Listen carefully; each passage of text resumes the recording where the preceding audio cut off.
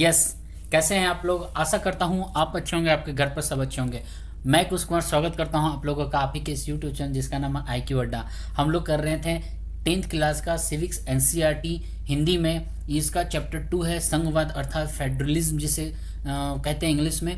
ये फेडरलिज्म क्या होता है, मैंने 2 सेक्शन ले चुका हूँ, मैं 2 क्लासेस दे चुका हूँ। ये तीसरा हिस्सा, ये बड़ा चैप्टर है इसलिए 3 सेक्शन मैंने बांट दिया, छोटे छोटे वीडियो करके मैं डाल दे रहा हूँ। ठीक है, तो इसे कोई भी देख सकता है। ये खास करके पब्लिक सर्विस कमीशन और TGT PGT जो टीचर्स वाले एग्जाम होते हैं, और UGC नेट के लिए जो एग्जाम होते हैं, नागरिक शास्त्र और मॉडर्न हिस्ट्री वाले लोग भी देख सकते हैं। ठीक है, ये उन लोगों के लिए बहुत लाभदायक है, ये पिलर का काम करता है। ठीक है, तो चलिए मैं सेशन को स्टार्ट करता हूँ। सेशन को स्टार्ट करने से पहले एक रिक्वेस्ट करूँगा, ये वीडियो दबा कर शेयर करिए, जितना शेयर कर सकते हैं, क्योंकि ये वीडियो उन लोगों तक पहुँचा है जो क्लासेस नहीं ले पा रहे हैं, जिनके स्कूल्स बंद हैं अभी। ये उन लोगों के लिए भी है जो पैसे देकर ट्यूशन नहीं ले पाते हैं, उन लोगों के लिए है। मैं जो भी होता है मैं एफर्ट अपना लगाता हूँ। ठीक है, चलिए तो मैं सेशन स्टार्ट करता हूँ। यदि आप चैनल पर नए हैं तो सब्सक्राइब करना ना भूलें। मैं आप लोगों के लिए काम करता हूँ, आपके भविष्य के लिए काम करता हूँ। ठीक है, तो सब्सक्राइब करके इसके बेल आइकन दबा के नोटिफिकेशन भी ऑन कर लीजिए, ताकि जब भी मैं क्लासेस लूँ आपको नोटिफिकेशन चला जाए। चलिए तो हम लोग स्टार्ट करते हैं क्लास 10 का सिविक्स चैप्टर 2 NCERT संघवाद। ठीक है, मैंने 2 क्लास दे दिया है। आज मैं स्टार्ट करूंगा, इसके आगे का सेक्शन जो बचा हुआ है, ठीक है, आज मैं खत्म कर दूंगा। ठीक है, कोई बात नहीं, हो जाता है, लंबे हैं चैप्टर्स तो उसमें तो देखना पड़ेगा ना। एक ही बार में बड़े बड़े मैं चैप्टर्स डाल दूँ तो कोई देखना पसंद भी नहीं करता है। ठीक है, हमने इसके बारे में जाना क्या है संघवाद, कैसी व्यवस्था होती है भाषा के आधार पर, ठीक है, क्षेत्रीय आधार पर, संस्कृति के आधार पर गठबंधन होते हैं सरकार के। ठीक है, 90 के दशक के बाद गठबंधन सरकार दुनिया में, मतलब भारत में ज़्यादा एक्टिव हुआ। भाषाई आधार पर कौन सी भाषा बोले जाते हैं, ठीक है, श्रीलंका का उदाहरण के साथ इसमें समझाया गया था। आप वीडियो जाकर देख लें, मैंने प्लेलिस्ट में डाल दिया है। तो आज हम लोग यहाँ से स्टार्ट करेंगे। ठीक है, यहाँ से मैंने छोड़ दिया था। ठीक है, तो चलिए, आप लोग को कंफ्यूज हो रहा कि सडनली कहाँ से, तो आप प्लेलिस्ट में देखिएगा, आपको पता चलेगा मैं कहाँ छोड़ा था, कहाँ से मैं स्टार्ट कर रहा हूँ। ओके राइट, चलिए स्टार्ट करते हैं। यहाँ से मैं स्टार्ट कर रहा हूँ। ठीक है, प्रसिद्ध इतिहासकार रामचंद्र गुहा के आलेख में उन्होंने टाइम्स ऑफ इंडिया में कुछ लिखा था 1 नवंबर 2006 में, उसके बारे में दिया हुआ है। क्या है, हम लोग आगे स्टार्ट करते हैं। ठीक है, थोड़ा सा मैं जूम आउट कर दूं ताकि कोई दिक्कत ना हो। ठीक है, यहाँ तक ठीक है। देखिए क्या कहता है, कहता है राज्य पुनर्गठन आयोग की रिपोर्ट को आज से ठीक 50 साल पहले 1 नवंबर 1956 को लागू किया था। एक पॉइंट आउट करना स्टार्ट कर दीजिए, आपको क्वेश्चंस मिलने स्टार्ट हो गए हैं। पहला है कि राज्य पुनर्गठन आयोग का जो गठन हुआ था वो कब हुआ था, यहाँ दिया हुआ ये सेक्शन में कि ये 1 नवंबर 1956 से ही स्टार्ट हो गया था, लागू हो गया था। ठीक है, आगे लिखा हुआ यहाँ पर, अपने दौर में और अपने तरीके से इसने राष्ट्र के राजनीति और संस्थागत जीवन को एकदम बदल दिया था। गांधी जी और अन्य नेताओं ने अपने अनुयायियों से वादा किया था कि जब मुल्क आज़ाद होगा तो इस नए देश में एक प्रांत बनेगा और भाषा के आधार पर प्रांतों का पुनर्गठन किया जाएगा। मतलब यहाँ के जो नेता लोग थे, जहाँ महात्मा गांधी का उदाहरण यहाँ पर लिया गया है। ठीक है, और अन्य नेता लोग जो थे, उन्होंने बोला था जब भारत, ये हमारा मुल्क आज़ाद होगा, देश आज़ाद होगा, तो एक नया प्रांत के रूप में यहाँ पर उभरेगा। ठीक है, तो लेकिन आगे लिखा है जब 1947 में मुल्क आज़ाद हुआ तो इसका बंटवारा भी हो गया। लेकिन उन लोगों को पता नहीं था एक तरह से कि ये देश बंट जाएगा, और ये लोग सोचे थे एक स्वतंत्र प्रांत बनेगा यहाँ पर। ठीक है, लेकिन वैसा यहाँ हुआ नहीं, हुआ लेकिन 2 प्रांत बन गए। ठीक है, आगे लिखा हुआ है, कहता है विभाजन धार्मिक आस्था से पुरातन जुड़ाव का परिणाम था। पुरातन आस्था की एक ऐसी ही चीज भाषा के आधार पर अब कितने विभाजन होंगे। नेहरू, पटेल और राजा जी के मन में यह सवाल कौंध रहा था। मतलब वो लोग कह रहे थे कि भाषा धर्म के आधार पर इतना कुछ तो बढ़ चुका है, लेकिन क्या आगे आने वाले भविष्य में अब कितना बटेगा ये देश, कितने टुकड़े होंगे इसके, ये लोग इस विचार को लेकर ये लोग चिंतित थे। ठीक है, कौन, नेहरू, पटेल और राजा जी। ठीक है, जैसे कि धर्म के आधार पर इंडिया पाकिस्तान बन गया ना, हिंदुस्तान और पाकिस्तान 2 सेक्शन में टूट चुके थे, इसलिए वो लोग और टेंशन में थे कि अब आगे देश का क्या होगा। आगे लिखता है, कहता है बहरहाल, मतलब हालांकि भारत की एकता को कमजोर करने की जगह भाषा के आधार पर गठित राज्यों ने इसकी एकता को मजबूत करने में मदद की है।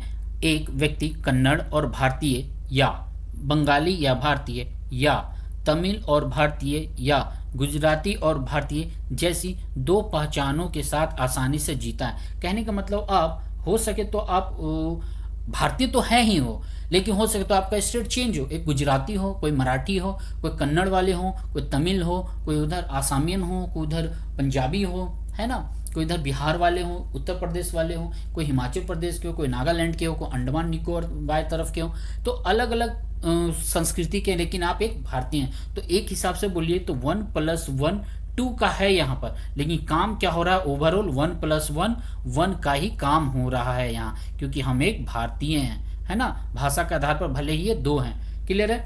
आगे कहता है, लिखा हुआ है, ये विवाद सुखद तो नहीं लेकिन उतने बुरे भी नहीं कहे जा सकते। ये विवाद तो था, गड़बड़ था कि हम बट चुके थे, लेकिन भाषा के आधार पर एक तरह से एकता का लाने का भी काम किया है। भले ही कोई गुजराती है, कोई मराठी है, ठीक है, कोई तमिल है, लेकिन ये सब सारे क्या हैं, एक भारतीय हैं। क्लियर है। तो इसमें यूनिटी नजर आ रहा है।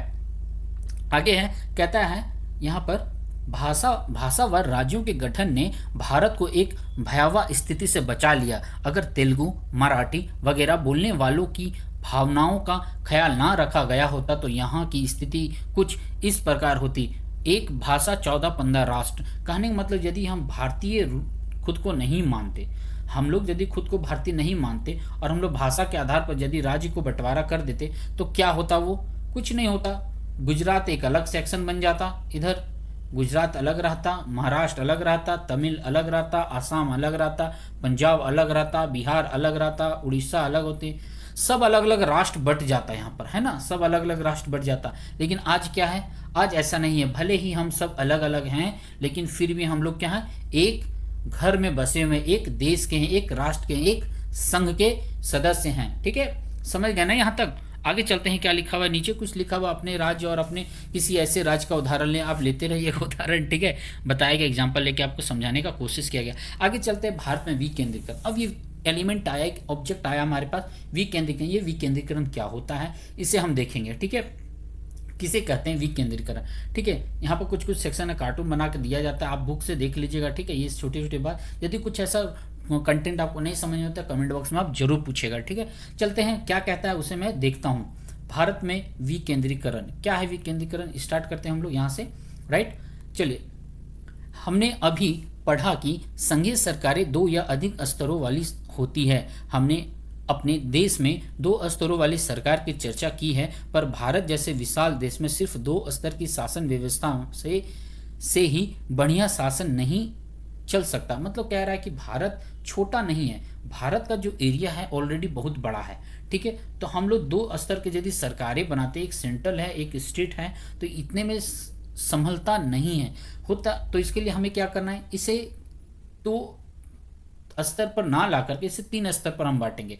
एक हो जाएगा हमारा लोकल, ठीक है, फिर हो जाएगा यहाँ पर स्टेट, फिर हो जाएगा सेंट्रल एरिया। तो 3 हिस्सा में हमने इसे बांटा है। आगे देखते हैं कैसे बांटा है, उसे मैं देखूंगा और बताऊंगा आप लोगों को। ठीक है, कहता है यहाँ पर, ठीक है, यहाँ से हम स्टार्ट करते हैं हम लोग। ठीक है, भारत के प्रांत यूरोप के स्वतंत्र देशों से भी बड़े हैं। जनसंख्या के हिसाब से उत्तर प्रदेश रूस से बड़ा है। सोचिए, हमारे देश का जो उत्तर प्रदेश है रशिया से बड़ा है जनसंख्या के हिसाब से।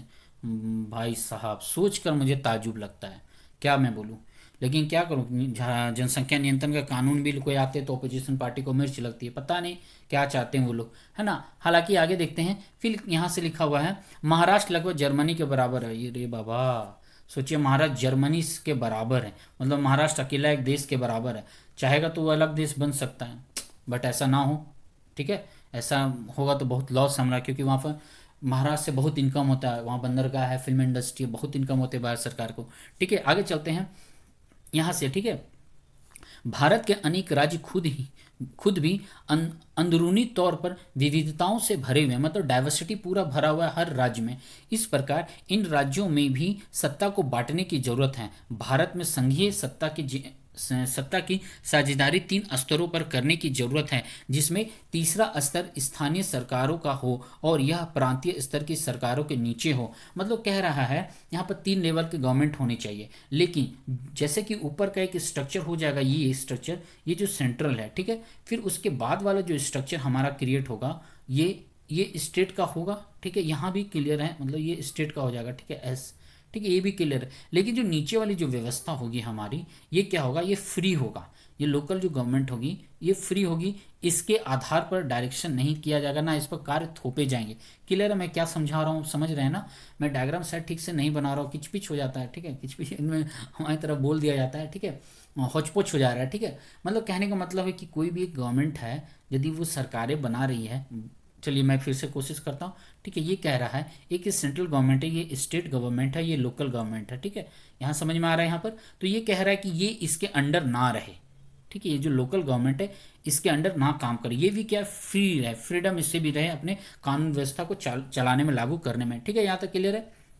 आगे कहते हैं, इसके फलस्वरूप किया गया है ना, विकेंद्र भारत यहाँ से करते हैं, ठीक है। भारत में सत्ता के विकेंद्रीकरण के पीछे यही तर्क दिया गया है। इसके फलस्वरूप 3 स्तरों की सरकार का संघीय ढांचा सामने आया, जिसमें तीसरे स्तर को स्थानीय शासन कहा जाता है।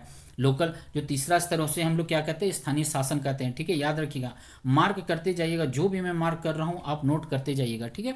आगे कहता है, जब केंद्र और राज्य सरकारों से शक्तियां लेकर स्थानीय सरकारों को दी जाती है तो इसे सत्ता का विकेंद्रीकरण कहते हैं। आपको आंसर मिल गया। यदि क्वेश्चन पूछेगा विकेंद्रीकरण क्या है, सत्ता का विकेंद्रीकरण, तो यहाँ पर आपका आंसर है, ठीक है। इसे नोट कर लीजिए, ठीक है। जब केंद्र और राज्य सरकारों की शक्तियों को लेकर स्थानीय सरकारों को दी जाती है तो इसे विकेंद्रीकरण कहते हैं, सत्ता का, ठीक है। आगे कहता है यहां से, विकेंद्रीकरण के पीछे बुनियादी सोच यह है कि अनेक मुद्दों और समस्याओं का निपटारा स्थानीय स्तर पर ही बढ़िया ढंग से हो सकता है।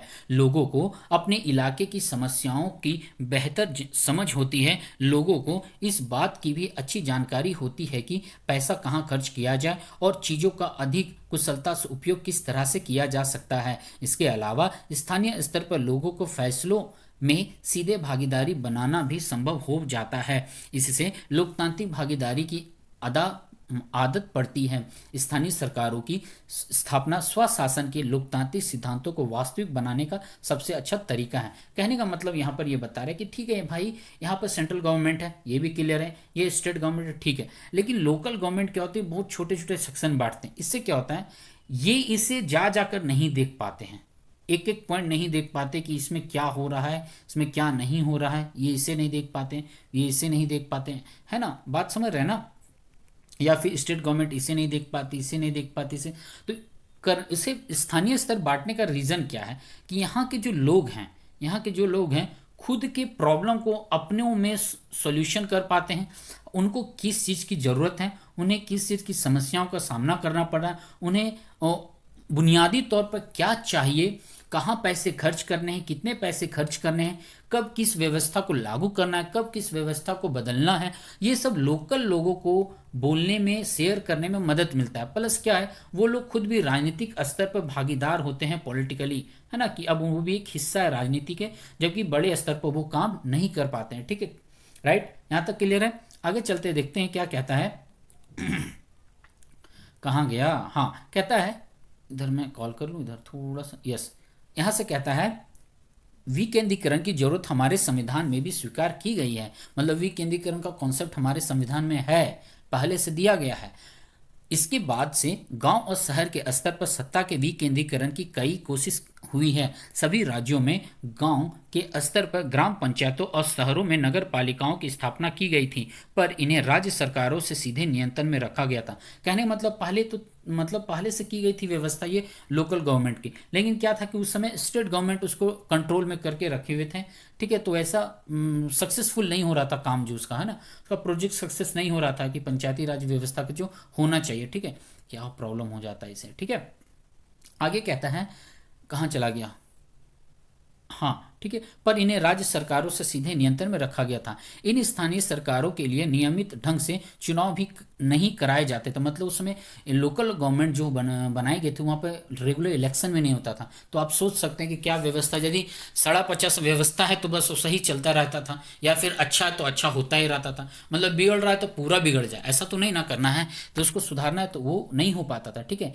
इन स्थानीय सरकारों, यहाँ से मैं देख रहा हूँ, ठीक है, इन स्थानीय सरकारों के लिए नियमित ढंग से चुनाव भी नहीं कराए जाते थे। इसके पास ना तो अपना कोई अधिकार था, ना ही संसाधन। सोचिए, अपना अधिकार तक नहीं था उस समय लोकल गवर्नमेंट को या वहाँ की जनता को, ठीक है। आगे कहता है, इस प्रकार प्रभावी ढंग से सत्ता का विकेंद्रीकरण नाम मात्र का हुआ था। मतलब विकेंद्रीकरण उस समय सिर्फ नाम मात्र का था, ठीक है। तो वास्तविकता कब आया, कब विकेंद्रीकरण सफलतापूर्वक से लागू हुआ, धरातल पर उतर का आया है एक मैजिक की तरह। तो यहाँ पर बताया जाता है, वास्तविक विकेंद्रीकरण की दिशा में एक बड़ा कदम 1992 में उठाया गया। क्या हुआ था, यहाँ पर हुआ था 73वां संविधान संशोधन हुआ था।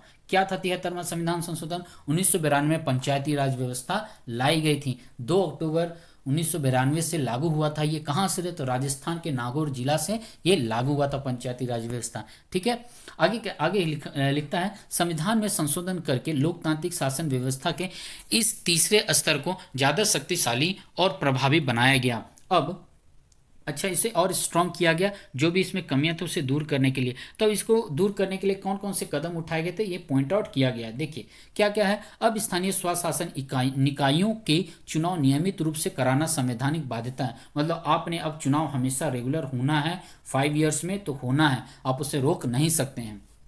सेकंड क्या है? कहता है निर्वाचित स्वशासी निकायों के सदस्य तथा पदाधिकारियों के पदों में अनुसूचित जातियों, अनुसूचित जनजातियों तथा पिछड़े या फिर और पिछड़ी जातियों के लिए सीटें आरक्षित है। मतलब अब जो SC ST और ट्राइबल लोग हैं उनके लिए सीट भी आरक्षित किया गया। आगे कहता है कम से कम 1/3 महिलाओं के लिए आरक्षित है। 1/3 सीट वुमेन्स के लिए रिजर्व किया गया। ठीक है, ये भी कंपलसरी किया गया। ठीक है, हर राज्य में पंचायत यहाँ पर है। ठीक है, हर राज्य में पंचायत और नगर पालिका चुनाव कराने के लिए राज्य चुनाव आयोग नामक स्वतंत्र संस्था का गठन किया गया है। आगे है, राज्य सरकारों को अपने राजस्व और अधिकारों का कुछ हिस्सा स्थानीय स्वशासी निकायों को देना पड़ता है। सत्ता में भागीदारी की प्रकृति हर राज्य में अलग अलग है। मतलब अलग अलग लोग जरूरत जैसा पड़ा वे लोग उनके अनुसार से स्थानीय सरकार की व्यवस्था किए हैं। ठीक है, जैसे उनको जरूरत पड़ा है। ठीक है, अच्छा एक सवाल मैं करता हूँ यहाँ पर, किस केंद्र शासित प्रदेश में पंचायती राज व्यवस्था नहीं है? तो उसका आंसर है दिल्ली। हमारी राजधानी केंद्र शासित प्रदेश है दिल्ली, वहां पर पंचायती राज व्यवस्था नहीं है। याद रखिएगा, ये क्वेश्चन पूछा हुआ है UGC NET, union public service commission, Bihar public service commission, Uttar Pradesh public service commission, हर जगह पूछा गया है। और बाकी जो भी है अदर में है पर दिल्ली में नहीं है। अच्छा, किन राज्यों में नहीं है पंचायती राज व्यवस्था, ये भी सवाल है। तो वो पड़ जाएगा आपका मिजोरम, नागालैंड वगैरह में पड़ जाता है। ठीक है, एक और है शायद मिजोरम, नागालैंड, एक मैं भूल रहा हूँ, मैं दिमाग से उठ रहा है, अरुणाचल प्रदेश है शायद। यस, अरुणाचल प्रदेश है, आई एम नॉट श्योर। ठीक है, बट मेघालय और नागालैंड में नहीं है राज्य में। मैं क्वेश्चन से करवाऊंगा तो दोबारा मैं इसे रिपीट कर दूंगा। ठीक है, चलिए आगे देखते हैं क्या कहता है। ठीक है, अच्छा यहाँ से ब्रेक किया हुआ। ठीक है, गांवों के स्तर में यहाँ पर से, ठीक है, गांवों के स्तर पर मौजूदा स्थानीय शासन व्यवस्था पंचायती राज के नाम से जाना जाता है। मतलब बहुत लोग इसे पंचायती राज के नाम से भी जानते हैं। ठीक है, हाँ, तो कहता है गांव के स्तर पर मौजूद स्थानीय शासन व्यवस्था को पंचायती राज के नाम से जाना जाता है। मतलब जो मौजूदा जो आज के समय में जो लोकल गवर्नमेंट है उसे पंचायती राज व्यवस्था के नाम से जानते हैं हम लोगों को पता है कि यदि डिस्ट्रिक्ट लेवल पर यदि हम जाते हैं तो नगर निगम हो जाते हैं और नगर पालिका होता है, और यदि पंचायत स्तर पर तो ग्राम पंचायत ही उसे कहते हैं हम लोग। ठीक है, आगे देखते हैं क्या कहता है। कहा जाता है प्रत्येक गाँव में, यहाँ से मैं स्टार्ट कर रहा हूँ। ठीक है, यहाँ से, ठीक है, प्रत्येक गांव में और कुछ राज्यों में ग्राम समूह की एक ग्राम पंचायत होती है। यह एक तरह की परिषद है जिसमें कई सदस्य और एक अध्यक्ष होते हैं। मतलब कहने मतलब जैसे कि पंचायती राज एक हिस्सा ये हो गया।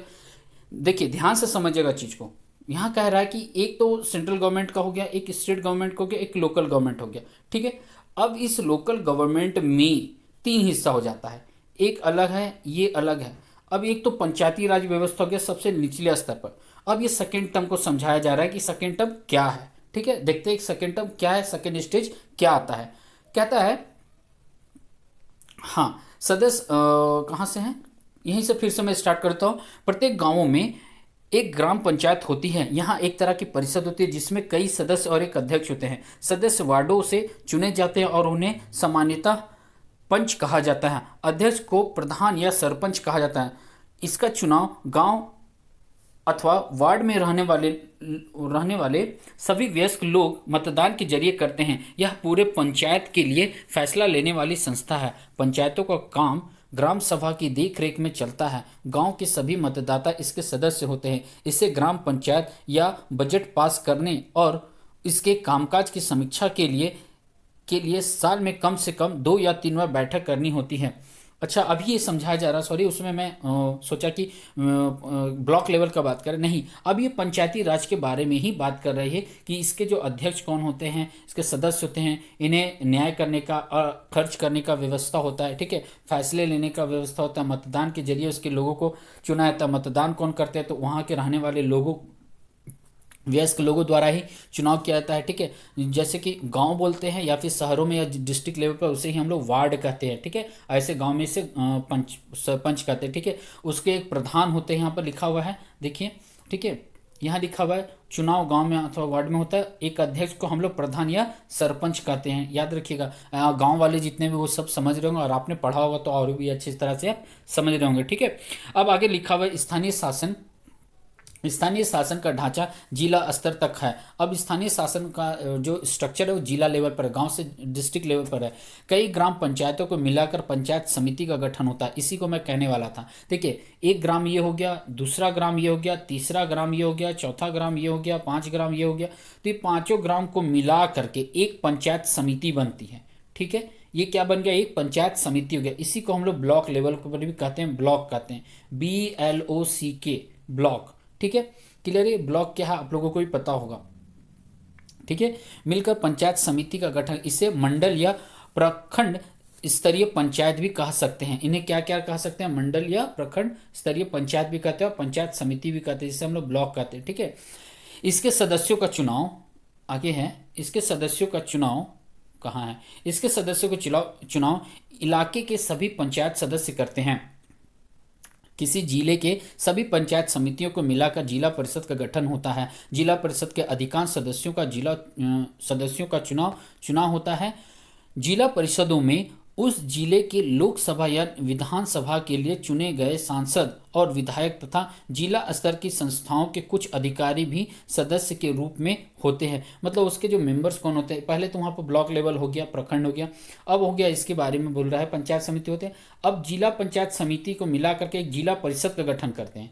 अब उस जिला परिषद के सदस्यों का भी चुनाव होता है, और उस जिला परिषद के कुछ मेंबर्स होते हैं। तो लोकसभा विधानसभा के जो सांसद और विधायक होते हैं, प्लस उसके जो जिला स्तर के जो संस्था के अधिकारी होते हैं, ये सभी उसके मेंबर होते हैं। किसके, तो जिला परिषद का, यहाँ पे लिखा हुआ है जिला परिषद के, ये सारे क्या मेंबर होते हैं, ठीक है। कंफ्यूज मत होइएगा, ध्यान से सुनिएगा। आगे कहता है जिला, यहाँ पर है जिला परिषद का प्रमुख इस परिषद का राजनीतिक प्रधान होता है। एक तरह से राजनीतिक अधिकार भी उसे दिया जाता है, ठीक है। वो राजनीतिक प्रधान के रूप में काम करता है, ठीक है। आगे है, क्या कहता है देखते हैं। इस प्रकार स्थानीय शासन वाली संस्थाएं शहरों में भी काम करती हैं। शहरों में नगर पालिका होती है, बड़े नगरों में नगर निगम का गठन होता है। अब देखिए, वहाँ तो चला गया ब्लॉक लेवल पर, हमने देख लिया। अब शहर का बात करें तो यहाँ पर क्या होता है, नगर निगम होता है, सॉरी कहाँ चला गया, नगर पालिका होती है, ठीक है, नगर पालिका। और बड़े शहर जब बन जाते हैं, जनसंख्या के आधार पर ये फैल जाता है, और तो इसे नगर निगम कहा जाता है, ठीक है। नगर पालिका जैसे मुंबई नगर निगम कहलाया है ना, वहाँ पर इलेक्शन होते हैं, ठीक है। आगे कहता है नगर पालिका और नगर निगम दोनों का काम का निर्वाचित प्रतिनिधि करते हैं। नगर पालिका प्रमुख नगर पालिका के राजनीतिक प्रधान होते हैं। मार्क करिएगा, यहाँ पर क्या कहता है, नगर पालिका का प्रमुख नगर पालिका के राजनीतिक प्रधान होते हैं। और कहता है नगर पालिका और नगर निगम दोनों का काम का निर्वाचित प्रतिनिधि करते हैं।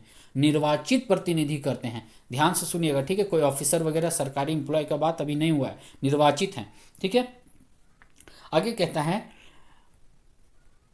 यहां पर है, ठीक है, नगर निगम के ऐसे पदाधिकारी को मेयर कहते हैं। जो नगर निगम के जो पदाधिकारी होता है, जिनका निर्वाचन होता है, उनको हम लोग क्या कहते हैं, मेयर के नाम से जानते हैं, ठीक है।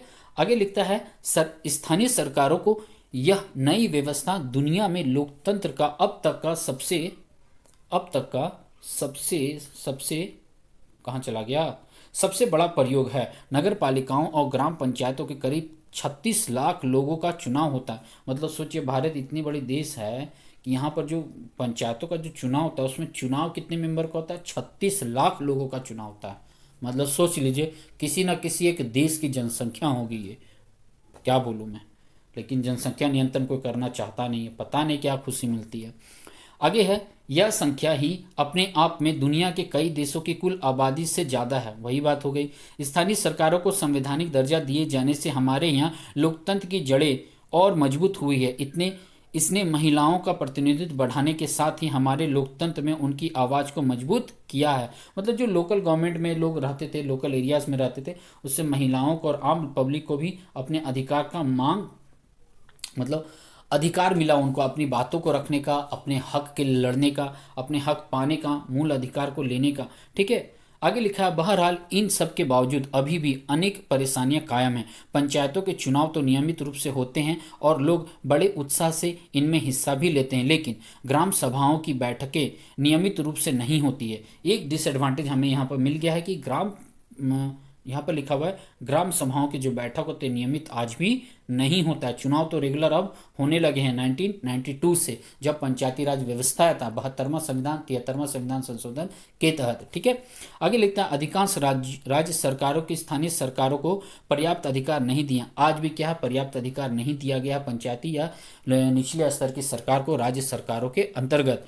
इस प्रकार हम स्वशासन की आदर्श स्थिति से काफ़ी दूर है। मतलब आज भी कहीं ना कहीं हम उससे दूर हैं, फीका हैं। ठीक है, अब आगे चलते हैं। चैप्टर खत्म होता है। ठीक है, तो कुछ बचा हुआ देख लेता हूँ मैं, कुछ बचा हुआ होगा। हाँ, एक पार्ट यहाँ पर बचा हुआ है, ब्राज़ील का समथिंग। हाँ, एक ब्राज़ील का उपयोग बताइए, क्या है ब्राज़ील का ये मॉडल। चलिए ये भी देख लेते हैं हम लोग। ठीक है, क्या है ब्राज़ील का मॉडल, क्या कहता है, मैं यहाँ ऑन कर लेता हूँ इसे। हाँ, ठीक है, कहता है ब्राज़ील के शहर पोर्तो एल्ग्रे पोर्टो एल्ग्रे नाम है, ठीक है, ने विकेंद्रीकरण और नागरिकों की सक्रिय भागीदारी वाले लोकतंत्र के मेले का एक विलक्षण प्रयोग किया है। इस शहर के नगर परिषद के समानांतर एक संगठन खड़ा किया गया और अपने शहर के बारे में वास्तविक फैसले करने का अधिकार स्थानीय निवासियों को दिया गया। कहने का मतलब यहाँ भी एक स्थानीय प्रशासन लागू किया गया, व्यवस्था लाया गया।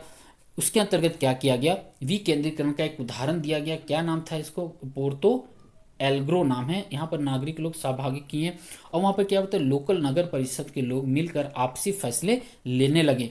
ठीक है, आगे कहता है इस शहर के करीब 13 लाख लोग अपने शहर का बजट तैयार करने में भागीदारी होते हैं। मतलब सोचिए ये कितना अच्छा मॉडल है कि वहाँ के लोगों को नगर परिषद में या वहाँ के गांव में क्या खर्च करनी है, वहाँ के 13 लाख लोग मिलकर ये जिम्मा उठाते हैं। कोई एक दो नेता जिम्मा नहीं उठाता है। ठीक है, आगे लिखा हुआ है शहर को अनेक उप क्षेत्रों में बांटा गया, लगभग वैसे ही जिन्हें हम वार्ड कहते हैं। जिस तरह हमारे यहाँ वार्ड है, वहाँ भी अलग अलग क्षेत्रों में बांट दिया गया। ठीक है, हर उप क्षेत्र की अपनी अपनी बैठक होती है जिसका स्वरूप ग्राम सभा की तरह है। मतलब वो लोग भी आपस में अपनी बैठक करते रहते हैं जैसे हम लोग की तरफ ग्राम सभा का होता है। ठीक है, और इसमें उस इलाके के सभी नागरिक भाग ले सकते हैं। फिर कुछ बैठक पूरी शहर को प्रभावित करने वाले मुद्दों पर होती है। मतलब कुछ तो टॉपिक हो गया लोकल बॉडीज के लेकर के, प्लस जो शहरों के मामलों में यदि कुछ मुद्दे होते हैं, बड़े बड़े मुद्दे, वो सब पर भी लोग बात विचार करते हैं। ठीक है, आगे कहते हैं और उनमें शहर का कोई भी नागरिक भाग ले सकता है। यहाँ पर शहर का भी नागरिक भाग ले सकता है। ठीक है, आगे कहता है इनमें शहर के बजट पर चर्चा होती है। इसके बाद इन प्रस्तावों को नगर पालिका के सामने पेश किया जाता है जो अंतिम फैसला लेती है। फिर जाकर के, मतलब देखिए कितना अच्छा है कि पब्लिक सब डिसाइड करती है, फिर जाके वहाँ के गवर्नमेंट के पास जाता है कि उन्हें क्या करना है। लेकिन हमारे यहाँ क्या है कि गवर्नमेंट काम करती है पहले, फिर पब्लिक को इन्फॉर्मेशन दिया जाता है। इवन बहुत जगह इन्फॉर्मेशन भी नहीं दिया जाता, सीधा कानून लागू कर दिया जाता है, बाद में पब्लिक परेशान, है ना। नोटबंदी की एग्जांपल मैं दे सकता हूँ। ठीक है, क्या है नहीं है मैं इस पर कमेंट नहीं करूँगा, बट इतना बोलूँगा कि कुछ महीनों के लिए मैं खुद परेशान हो गया था। ठीक है, पर्सनल एक्सपीरियंस बता रहा हूँ। ठीक है, मैं गवर्नमेंट का पक्ष विपक्ष में कुछ नहीं बोल रहा हूँ। ठीक है, आगे चलता हूँ मैं। कहता है हर साल यहाँ पर हर साल फैसले लेने की इस प्रक्रिया में करीब 20,000 लोग हिस्सा लेते हैं। इस तरीके को अपनाने से यह सुनिश्चित हो गया कि बजट को सिर्फ अमीर लोगों की बस्तियों में ही खर्च नहीं किया जाएगा। मतलब पहले होता होगा ऐसा वहाँ पर कि पहले अमीरों लोगों के पर बजट खर्च किया जाता था, लेकिन अब क्या है, स्थानीय बॉडीज़ जो है, ये सारे छोटे छोटे बॉडीज़ हैं, ये सब मिल करके आपसी मिल करके बजट को तैयार करते थे। फिर ये क्या करते थे, गवर्नमेंट को ये देते थे कि कहाँ खर्च करनी, कहाँ खर्च नहीं करनी है। पहले ऐसी व्यवस्था नहीं थी। ठीक है, लगभग कितने लोग, 20 लाख लोग, 20,000 लोग शामिल होते थे। ठीक है, आगे कहता है अब सभी गरीब बस्तियों तक बसें जाती हैं और पुनर्वास का इंतजाम किए बगैर भवन निर्माण झुग्गी वालों को उजाड़ नहीं सकते। जो बड़े बड़े जो भवन निर्माण करने वाले थे, झुग्गी झोपड़ी वालों को अब हटा नहीं सकते हैं, क्योंकि उनको अब अधिकार दिया गया। ठीक है, आगे है, अपने देश में भी केरल के कुछ इलाकों में ऐसे ही प्रयोग किए गए हैं। वहां आम लोगों ने अपनी बस्तियों के विकास की योजना तैयार करने में भागीदारी की। मतलब केरल हमारे यहाँ एक उदाहरण है इस तरह का, जो ब्राजील का ये मॉडल है। ठीक है, शहर का नाम क्या था? पोर्तो। ठीक है, याद रखिएगा। चलिए, तो आज के चैप्टर खत्म होता है ये सेक्शन, फिर मैं कल इसके क्वेश्चन से करवा दूंगा। ठीक है, कुछ कुछ हैं, मैं उसे समरी में बनाऊंगा, डोंट वरी, मैं समरी बनाऊंगा। पहले मैं चैप्टर खत्म कर देता हूँ, फिर समरी एक बार फिर से मैं लेकर आऊंगा, फिर दोबारा रिवीजन करवा दूंगा। पहले चैप्टर मुझे खत्म करने दीजिए। ठीक है, चलिए फिर मैं क्वेश्चन लूँगा। अच्छा, क्वेश्चन भी बहुत है इसमें, काम करूंगा मैं क्वेश्चन और भी बाबा। तो एक काम करूँ, क्वेश्चन आंसर को मैं अलग कर दूंगा, जो अब एमसीक्यूज बेस्ड हैं मैच वाले हैं, और फिर दबलेंस उनके अलग कर दूंगा, दो पार्टी से भी कर दूंगा, ताकि अच्छा से मैं समझा पाऊँ आप लोगों को। ठीक है, चलिए, thank you very much. Video पसंद आए तो लाइक शेयर कमेंट जरूर करिएगा। चैनल पर यदि आप नए हैं तो सब्सक्राइब करना ना भूलें। एक रिक्वेस्ट है कि चैनल को पूरा शेयर करिए, जिनको जरूरत है वहां तक ये पहुंच सके। ठीक है, चलिए, घर पर रहिएगा, सुरक्षित रहिए, बड़ों से आशीर्वाद लेते रहिए, छोटों को प्यार देते रहिएगा। ठीक है, कल मिलता हूँ मैं। Thank you very much. जय हिंद।